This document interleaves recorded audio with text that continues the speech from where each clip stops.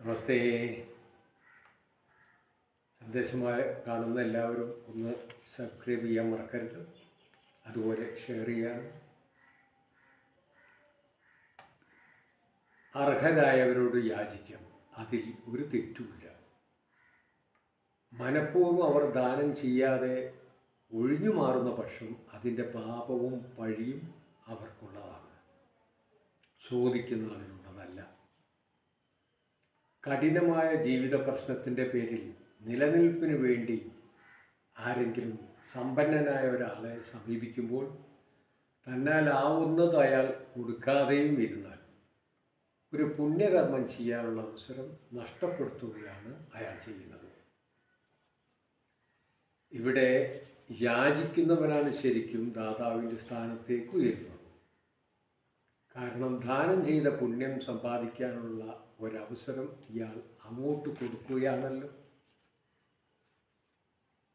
ആ അവസരം നഷ്ടപ്പെടുത്തുന്ന പക്ഷം പാപവും പഴിയും ഏൽക്കുന്നത് അർത്ഥിക്കുന്നവനല്ല, അർത്ഥിക്ക് നൽകാതിരിക്കുന്നവനാണ്.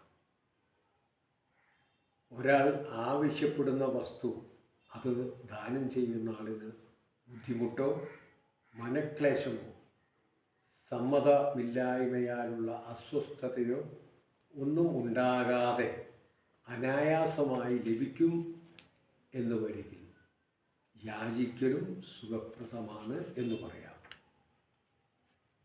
സമ്പന്നരും ധർമ്മിഷ്ഠരും ദാനശീലരുമായ ഉദാരമതിരുടെ മുമ്പിൽ ചെന്ന് കൈനീട്ടി നിൽക്കുക എന്ന് ഉള്ളതും ഒരഴക് തന്നെ.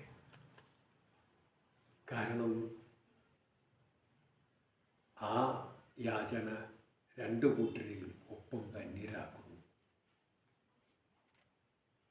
പിശുക്കെന്തെന്ന് സ്വപ്നത്തിൽ പോലും അറിയാത്ത ഉദാരമതികളുടെ മുമ്പിൽ ചെന്ന് യാചിക്കുന്നതും താൻ തന്നെ. ദാനം ചെയ്യുന്നത് പോലെ ധന്യമാണ്. കാരണം ദാനം ചെയ്തതേ മതിയാവൂ എന്ന് ഉള്ളവരുടെ മുമ്പിൽ അങ്ങനെയുണ്ടല്ലോ ചിലത്. എനിക്ക് ദാനം ചെയ്യണം, ദാനം ചെയ്തേ മതിയാവും. അങ്ങനെയുള്ളവരുടെ മുമ്പിൽ യാചിക്കുന്നതിലൂടെ അവർക്ക് അതിനുള്ള സന്ദർഭം അങ്ങോട്ട് കൊടുക്കുകയാണല്ലോ ചെയ്യുന്നത്. ഉദാരമായി ദാനം ചെയ്യുന്നവർ ലോകത്തിൽ ഉള്ളതുകൊണ്ട് യാചകന്മാർ നിലനിൽപ്പിന് വേണ്ടി അവരുടെ മുമ്പിലെത്തുന്നു. ദാനത്തിലൂടെ ദാതാവും സ്വീകാര്യത്തിലൂടെ അർത്ഥിയും ചാരിതാർത്ഥ്യരാകുന്നു. തൻ്റെ സ്വാർത്ഥത്തിന് വേണ്ടി യാതൊന്നും പൂഴ്ത്തിവെക്കാതെ അർത്ഥികൾക്ക് വേണ്ടതെല്ലാം സുഭിക്ഷമായി നൽകുന്ന ദാതാവിനെ കണ്ടുമുട്ടുന്ന മാത്രയിൽ തന്നെ അർത്ഥിയുടെ എല്ലാ ദുഃഖവും തീരും. അവർക്കെന്തെന്നില്ലാത്ത ആത്മവിശ്വാസം ഉണ്ടാവുകയും ചെയ്യും. സമ്പന്നരാണെങ്കിലും സംസ്കാരമില്ലാത്തവരുമുണ്ട്. മഹത്വം നേടാൻ വേണ്ടി ചെറിയൊരു ദാനം ചെയ്തു എന്ന് വരാം. പക്ഷെ 10 പേരുടെ മുമ്പിൽ വെച്ച് അർത്ഥിയെ അപമാനിക്കുന്ന തരത്തിൽ പെരുമാറിയും സംസാരിച്ചും ക്രൂരമായ സുഖം അനുഭവിക്കുന്നതിൽ രസം കാണുകയും അതിനുവേണ്ടി ഒരൽപ്പം മാത്രം വല്ലതും എറിഞ്ഞു കൊടുക്കുകയും ചെയ്യുന്ന സംസ്കാര ശൂന്യരാണവർ.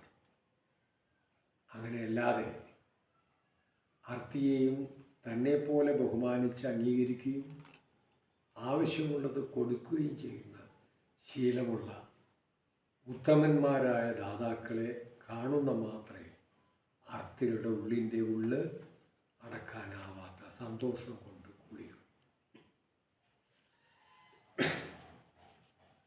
ആർദ്രവും വിശാലവുമായ ഈ ഭൂമിയിലെ ജനസഞ്ചലനം അർത്ഥികൾ ഇല്ലാത്ത പക്ഷം മരപ്പാവ കണക്കെ നിർജീവമായിരിക്കും.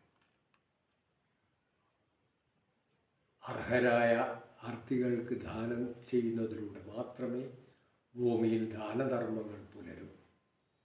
അതൊന്നുമില്ലാത്ത ഭൂമി വന്ധ്യവും കഠിനവുമാണ്.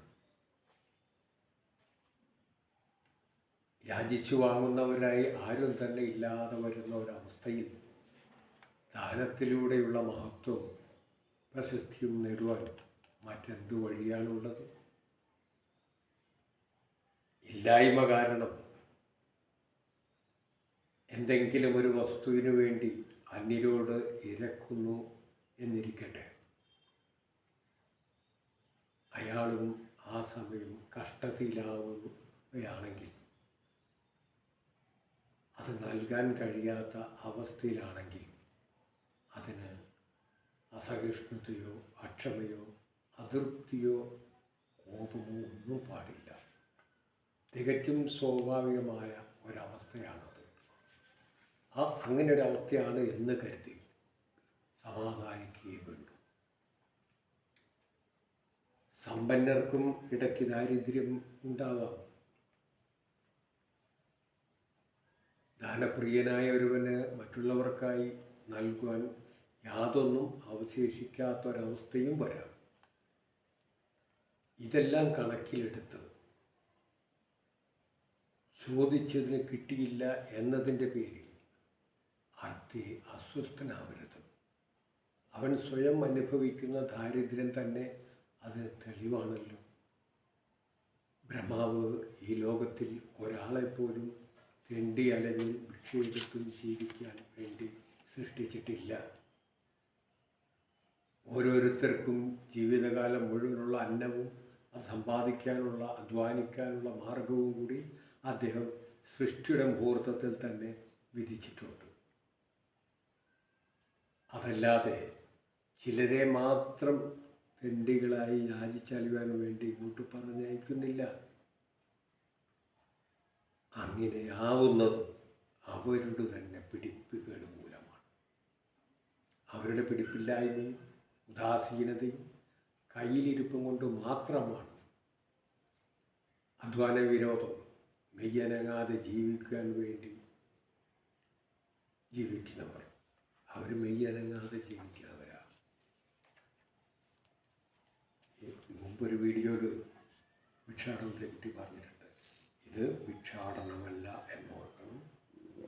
ഇത് ദാനത്തെക്കുറിച്ചാണ് ഇന്നത്തെ വിഷയം. എല്ലാവർക്കും നന്മ പ്രാർത്ഥിക്കുന്നു. വെറുതെ എന്നാലും